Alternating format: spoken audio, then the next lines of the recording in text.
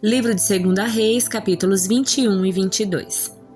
Manassés tinha 12 anos quando começou a reinar e reinou em Jerusalém por 55 anos. Sua mãe se chamava Efzebá. Manassés fez o que era mal aos olhos do Senhor e seguiu as práticas detestáveis das nações que o Senhor havia expulsado de diante dos israelitas.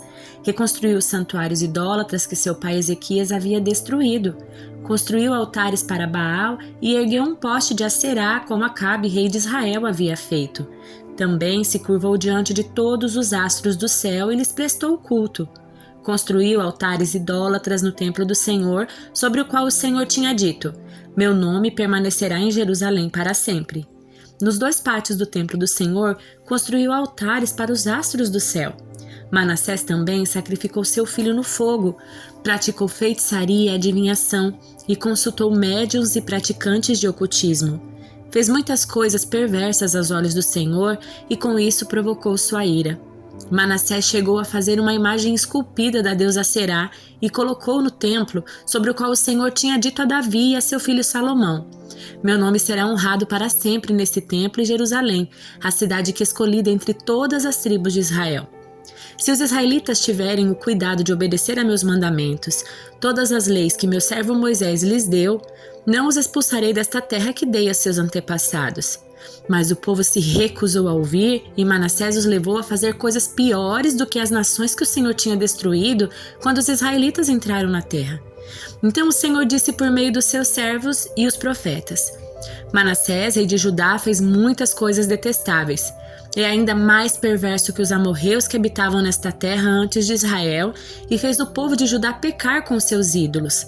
Portanto, assim diz o Senhor, o Deus de Israel: Trarei desgraça tão grande sobre Jerusalém e Judá que fará tinir os ouvidos daqueles que ouvirem a respeito. Julgarei Jerusalém de acordo com o mesmo critério que usei para julgar Samaria e a família de Acabe. Limparei Jerusalém como quem limpa um prato e depois o vira de cabeça para baixo. Rejeitarei até mesmo o remanescente do meu povo e o entregarei a seus inimigos como despojo, pois eles fizeram o que era mal aos meus olhos e provocaram minha ira desde que seus antepassados saíram do Egito.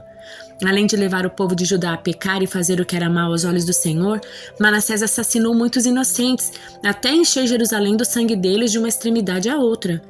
Os demais acontecimentos do reinado de Manassés, tudo o que ele fez, incluindo os pecados que cometeu, estão registrados no livro da história dos reis de Judá. Quando Manassés morreu e se reuniu a seus antepassados, foi sepultado no jardim do seu palácio, o jardim de Uzá. Seu filho Amon foi seu sucessor. Amon tinha 22 anos quando começou a reinar. Reinou em Jerusalém por 2 anos. Sua mãe se chamava Mesulemete e era filha de Arus, de Jotbá. Fez o que era mal aos olhos do Senhor, como seu pai Manassés havia feito. Seguiu o exemplo do seu pai e adorou os mesmos ídolos que ele.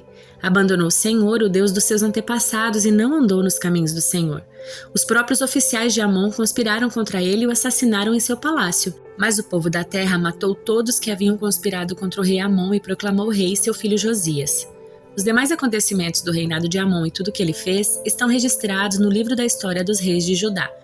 Ele foi sepultado em seu túmulo no jardim de Uzá. Seu filho Josias foi seu sucessor. Josias tinha 8 anos quando começou a reinar e reinou por 31 anos em Jerusalém. Sua mãe se chamava Gedida e era filha de Adaías de Boscate. Josias fez o que era certo aos olhos do Senhor e seguiu o exemplo do seu antepassado Davi. Não se desviou nem para um lado nem para outro. No 18º ano do seu reinado, o rei Josias enviou Safã, secretário da corte, filho de Azalias, filho de Mesulão, ao templo do Senhor. Disse-lhe: Vá ao sumo sacerdote Ilquias e peça-lhe que pese a prata que os guardas das portas recolheram do povo no templo do Senhor. Entregue a prata aos homens encarregados de supervisionar a reforma do templo. Eles a usarão para pagar os trabalhadores que farão reparos no templo do Senhor. Precisarão de carpinteiros, construtores e pedreiros. Também deverão comprar a madeira e as pedras cortadas necessárias para os reparos no templo. Contudo, não exija que os supervisores prestem contas do valor que receberam, pois são homens de confiança. O sumo sacerdote Ilquias disse a Safã, secretário da corte: Encontrei o livro da lei no templo do Senhor. E Ilquias entregou o livro a Safã, que o leu. Safã voltou ao rei e relatou: Seus oficiais entregaram a prata recolhida no templo do Senhor aos trabalhadores e supervisores do templo. Safã também disse ao rei: O sacerdote Ilquias me entregou um livro. E Safã leu o livro para o rei. Quando o rei ouviu o que estava escrito no livro da lei, rasgou suas roupas. Em seguida, deu estas ordens ao sacerdote Ilquias e a Aicã, filho de Safã, a Aquibor, filho de Micaías, a Safã, o secretário da corte, e a Asaías, conselheiro pessoal do rei. Vão consultar o Senhor por mim, pelo povo e por todo Judá. Perguntem a respeito das palavras escritas neste livro que foi encontrado. A grande ira do Senhor arde contra nós, pois nossos antepassados não obedeceram às palavras desse livro. Eles não fizeram o que lhes diz que devemos fazer. Então o sacerdote Ilquias, Aicã, Aquibor, Safã e Asaías foram ao bairro Novo de Jerusalém consultar a profetisa Hulda. Ela era esposa de Salum, filho de Tikva, filho de Arás, responsável pelo guarda-roupa do templo. Ela lhes disse: O Senhor, o Deus de Israel, falou: Voltem e digam ao homem que os enviou, que assim diz o Senhor: Trarei desgraça sobre essa cidade e sobre seus habitantes. Todas as palavras escritas no livro que o rei de Judá leu se cumprirão, pois meu povo me abandonou e queimou incenso a outros deuses e estou grandemente irado com eles por tudo o que fizeram. Minha ira arderá contra esse lugar e não será apagada. Mas vão ao rei de Judá que os enviou para consultarem o Senhor e digam-lhe que assim diz o Senhor a respeito da mensagem que acabaram de ouvir. Você se arrependeu e se humilhou diante do Senhor quando ouviu o que eu disse contra essa cidade e contra os seus habitantes, que esta terra seria amaldiçoada e se tornaria desolada. Você rasgou as roupas e chorou diante de mim, e eu certamente o ouvi, diz o Senhor. Portanto, só enviarei a calamidade anunciada depois que você tiver se reunido a seus antepassados e tiver sido sepultado em paz. Você não verá a desgraça que trarei sobre esta cidade.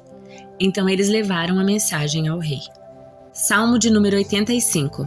Senhor, abençoaste a tua terra, restauraste a condição de Israel, perdoaste a culpa do teu povo, cobriste todos os seus pecados.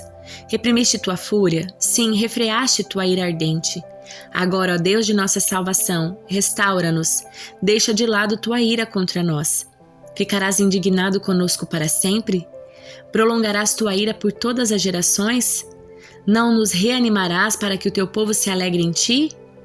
Mostra-nos o teu amor, Senhor, e concede-nos a tua salvação. Ouço com atenção o que Deus, o Senhor, diz, pois ele fala de paz a seu povo fiel. Que não voltem, porém, a seus caminhos insensatos.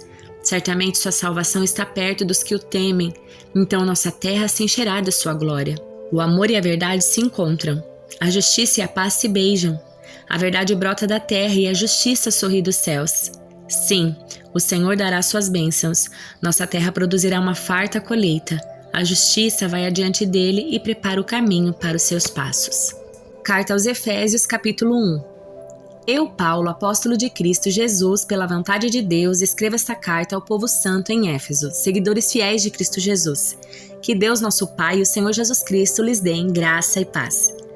Todo louvor seja a Deus, o Pai do nosso Senhor Jesus Cristo, que nos abençoa em Cristo com todas as bênçãos espirituais nos domínios celestiais. Mesmo antes de o Criador criar o mundo, Ele nos amou e nos escolheu em Cristo para sermos santos e sem culpa diante dEle. Ele nos predestinou para si para nos adotar como filhos por meio de Jesus Cristo, conforme o bom propósito da sua vontade.